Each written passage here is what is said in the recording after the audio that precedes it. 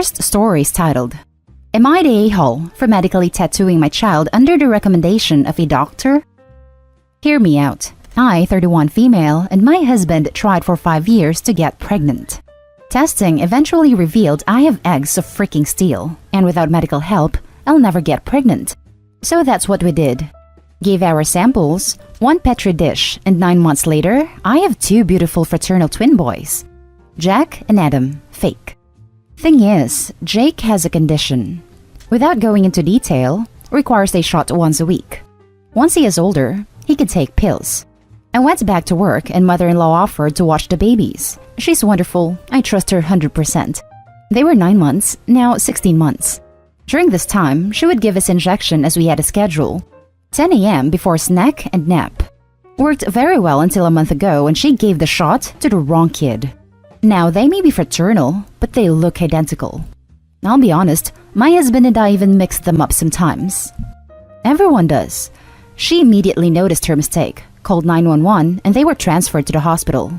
By the time I got there, Adam had been given the reversal agent, and they were both happily sipping on juice, loving the attention. We went home the same night, told to push fluids. He was never in danger. It's a very slow-acting medication that, at worst, would have given him diarrhea in a few days. Mother-in-law was beside herself. I tried to ease her worry, but she refused to babysit, so to daycare they went. This daycare has a nurse, cause some of the kids have medications, so she knew what to do, but the worry of mixing up the kids was a valid concern, and they would not keep name tags on. Doctor recommended a medical tattoo. Explained they tattoo a freckle, no bigger than the end of a pencil eraser, on an area of skin that's easily seen while the child is under mild sedation, similar to dental offices. Because of the area, it usually fades in 2 to 3 years, but by then, they should have developed more personal features and may not need it redone. So after discussion with my husband, we did it. He has a 2mm brown freckle on his earlobe. From entering the office to leaving, it took 30 minutes. Never felt a thing. Mother-in-law lost her crap the second I mentioned a medical tattoo. I tried to explain, but she just freaked out, so I put both kids on the floor and told her to pick up Jack and find a tattoo. She picked up Adam, so I handed her Jack, and after 20 minutes, still couldn't find it. Stripped him to his skivvies. I finally pointed it out, and she went, "That's just a freckle." I just said, my point exactly. Adam doesn't have a freckle there, so that's how daycare can tell them apart. She's still pissed and ranting. Once I explain to others and they fail to find it, they understand, but they still think I went too far in tattooing my child and altering their body. I believe I took the necessary precautions recommended by the doctor, and that the tattoo will fade with sun exposure and as he grows. By the time he's 5, it probably won't even be visible, or it'll just look like a faded freckle. So, am I the a-hole? Now for the top comments. Not the a-hole at all. It's literally a fake freckle. It's not like you gave him a full sleeve of pin-up girls and muscle cars. Also, it's to make it harder to accidentally end him or his brother. You made the right call. Although now I'm kinda curious to see a toddler with that sleeve. Not the a-hole. Not the a-hole. You took the recommendation from a medical professional and made a decision with your spouse for the safety of your child. Absolutely nothing wrong with that, especially for something so small. Medical procedure recommended and performed by a medical professional. That's really all I need. Not the a-hole. Not the a-hole. The tattoo is for the safety of both children. It's a medical tattoo, just like they do for radiation treatments. Exactly. I have 3 tiny freckles tattooed from getting radiation and they're not a big deal. Hurts like hell because they're on my ribs, and I forget I even have them. I'd argue that it wasn't my choice either, in a way, as it was just sprung on me as a surprise at that appointment. And unless I want my cancer to come back, I had to go along with it. Not the a-hole. The next story is titled, Am I the a-hole for dramatically running away from an intervention my mother-in-law threw for me? Husband, 28 male, and I, 28 female, live in Colorado. We love beer, and we live an active lifestyle, hiking, snowshoeing, skiing. No beer hits like a beer after climbing a 14-year, and I love a glass of wine in the bath on a lazy Sunday afternoon. My mother-in-law loves to clean her kids' houses as a gift quarterly. This works because we're notoriously lazy deep cleaners. This is important. A week ago, she asked to meet her at the park. I showed up to find a bizarrely socially distant group of my in-laws waiting for me with a box. She started saying, "Kaylee, this is an intervention. We're here because we love you," etc. It was awkward and I got nervous. She opened the box and showed 3 empty bottles of wine and 2 full bottles of wine, plus an empty 16-ounce beer can. She looked at me pityingly and said, "Sweetie, I found your stash. I know you have a drinking problem." I was caught off guard and looked at the pile and it clicked. A few months ago, the bathroom sink backed up and we were rushing around trying to clear things for the plumbers to take care of it. I must have shoved my empty wine bottles and a shower beer can in my closet. The full bottles were purposely hidden because they were going to be Christmas gifts for my husband. I tried explaining everything and she put her hand on my shoulder and said, "I know it's hard to accept you have a problem, but everyone here is here because we love you. Look, I drink a beer with dinner or after work a few times a week, a beer or 2 at a brewery, not lately, obviously, with friends, and occasionally have some wine while taking a bath. I haven't even had a hangover since college." Then, she smashed the wine bottles that were for my husband, saying it's for my own good. I started yelling at her that they were presents. She just looked me in the eye and did it again. So I ran back to our house sobbing. She called/left messages saying I can't hide from my problem and that she would be talking to my husband about sending me away for detox. She was tired of me hurting everyone by forcing my choices on everyone. That is, not giving her grandkids, the one sore spot between us I thought she'd gotten over. She didn't explain to my husband what the stash was, just that she found one, and he turned on me for running away from the intervention, saying that made me look guilty as hell. I felt so alone.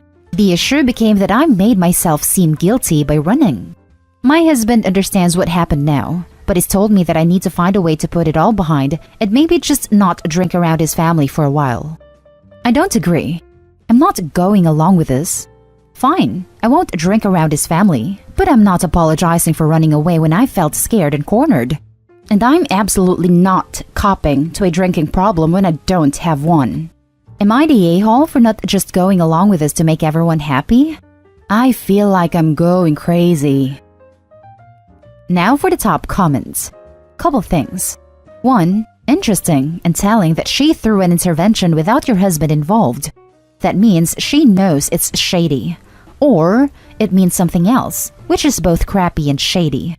2. Why assume that stuff was yours? Why not her son's? Why not both of yours? 3. That loves to clean her kids' houses is a trap. She's snooping. It's an excuse. I've heard it many times. Not the a-hole for sure. Yet, I would start asking some questions if I were you. 3 is so true, and what my first thought was too. It's guaranteed so she can snoop. Not the a-hole, and I'm surprised Opie's husband isn't angrier with her mom for this mess.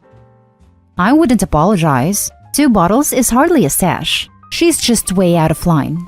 She could have asked you privately about it, but jumping to conclusions and involving the whole family is just a jerk move in my opinion. Talk to your husband about how you feel alone and wrong to see what he has to say. The mother-in-law is just ridiculous for blowing this out of proportion. And smashing wine bottles at a park. I mean, WTF? Not the a-hole. That's incredibly toxic, and it's going to be a long road to come back from being so betrayed and gaslit. Your husband should be supporting you, not allowing her to intervene in your marriage that way, and you both should move away from her, or at least turn down her offers to help in the future because it's just cover for snooping. How did you know that wasn't your husband's stash? Oh, that's a good thing to point out. We have 2 different closet areas and 2 bathrooms, and the one with the wine/beer can was near my bathroom where all my clothes and stuff were. So she could have known for sure it wasn't his, but I guess it made geographic sense. Now for the next story. Am I the a-hole for refusing to drive the vehicle my husband traded my car in for after he claimed he thought I was pregnant? Back when I was 18, we bought a car together, an Audi TT. We bought it for me as he already had a vehicle. Where he is 2 years older, his name had to be on the lease because his credit was far better than my non-existent credit, but all payments were made by me and I bought it outright within 3 years. We are now 26 female and 28 male. Now this car has always held a special place in my heart. I don't know why, other than the fact that I'm a sentimental girl and this car represented the first big move him and I ever made together. Probably stupid, but anyways, I was just in love with this freaking car. His name remained on it because we never felt the need to just switch it over to strictly me. Obviously, I should have done that, which I realize now.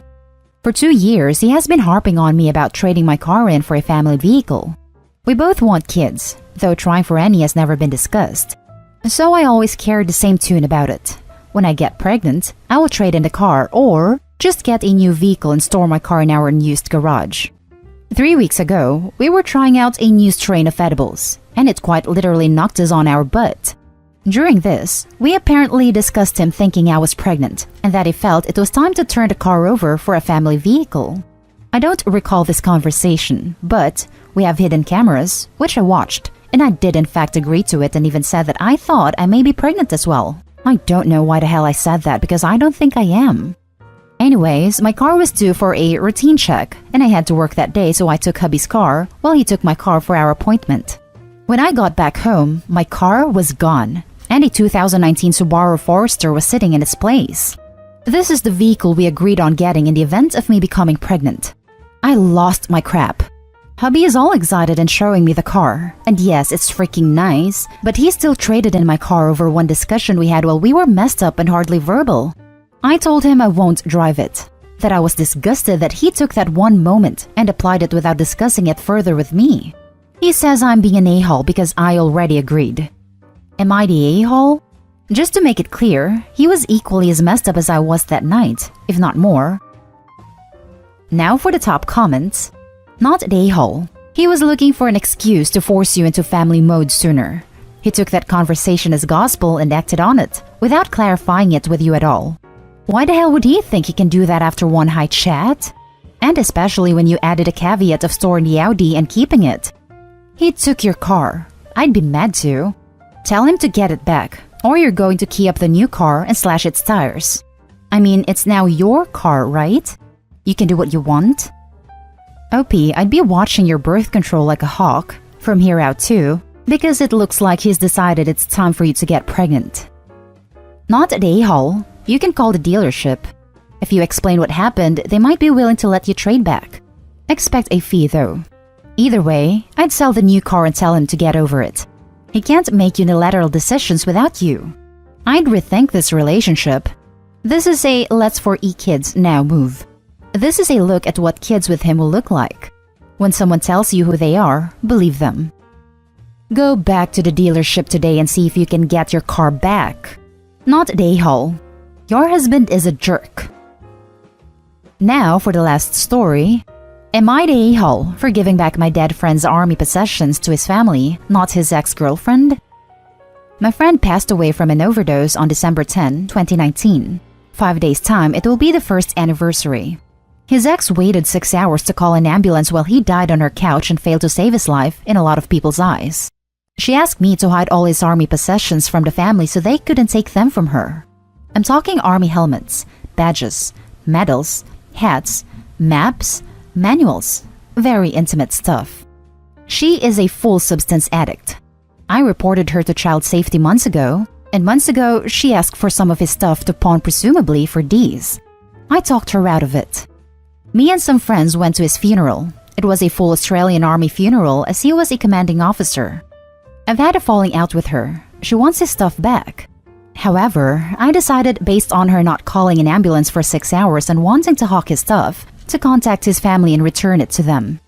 I spoke with the parents last night. They were eternally grateful. They cried. They said they thought we'd never see this stuff again. I cried with them and for them. I feel bad for not giving her back his possessions, but don't feel like she deserves them. Edit. The brother came this morning and collected the belongings. Now for the top comments. Not the a-hole. I don't know how Australia's laws work, but for my country, a girlfriend isn't entitled to a single possession of a deceased boyfriend. Girlfriends here aren't entitled to property unless it is a de facto couple where the girlfriend can get property that was shared. So as a bottom line, no, she wouldn't have a claim to the boyfriend's army gear. Not the a-hole. Did he even will anything to her? The family members are his heirs. They should have his things. They also have a lot more sentimental attachment to the items than someone who wants to pawn them. No will was written. But the conversation I had with the parents last night is that my friend wanted his possessions put into an army museum.